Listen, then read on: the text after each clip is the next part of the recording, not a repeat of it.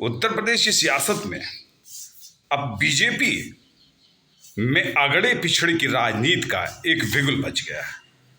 बिगुल इसलिए कि जैसे ही केशव प्रसाद मौर्य के समर्थक लगातार ट्वीट पे, फेसबुक पर और जगह इस बात को साबित करने के लिए कह रहे हैं कि खासकर केशव प्रसाद मौर्य के साथ धोखा हुआ।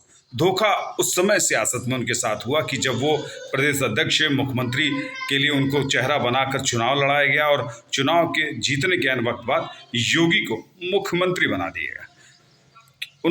उनके समर्थक ये भी कह रहे हैं कि योगी गोरखपुर तक सीमित हैं और गोरखपुर में वो भी विरासत की सीट पर उन्होंने चुनाव लड़ा है। केशव प्रसाद मौर्य ने किसी की विरासत में नहीं बल्कि खुद उभर कर राजनीति की है।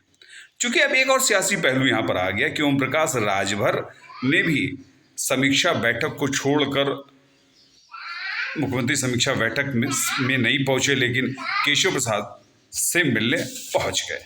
अब ये लगता है कि अब बीजेपी के अंदर एक बैकवर्ड ओबीसी पॉलिटिक्स का एक उदय काल शुरू हो रहा है, क्योंकि बैकवर्ड लीडर चाहे गठबंधन के लीडर हो, वो सब भी एकदम बैकवर्ड राजनीति की बात कर रहे हैं। क्योंकि जब से गहरा आघात लोकसभा चुनाव में लगा है, ओबीसी वोट उनके खेमे से, निषाद पार्टी भी यही बात करने लगी है, अनुप्रिया पटेल की पार्टी भी यही बात करने लगी है, और खासकर ओम प्रकाश राजभर भी अब जान रहे हैं कि बैकवर्ड की बात नहीं करेंगे तो शायद उनका रास्ता अच्छी तरीके से समाज में नहीं हो पाएगा। सियासत का ये मोड़ जरूर कुछ ना कुछ सियासत में अलग अंदाज देने की बात कर रहा है, क्योंकि जिस तरह से केशव प्रसाद मौर्य विरोध करते हुए भी उप मुख्यमंत्री बने हुए हैं और योगी पर वो वार तो नहीं कर रहे हैं गोला, लेकिन पार्टी के अंदर उनका लगातार उन पर विरोध जारी है।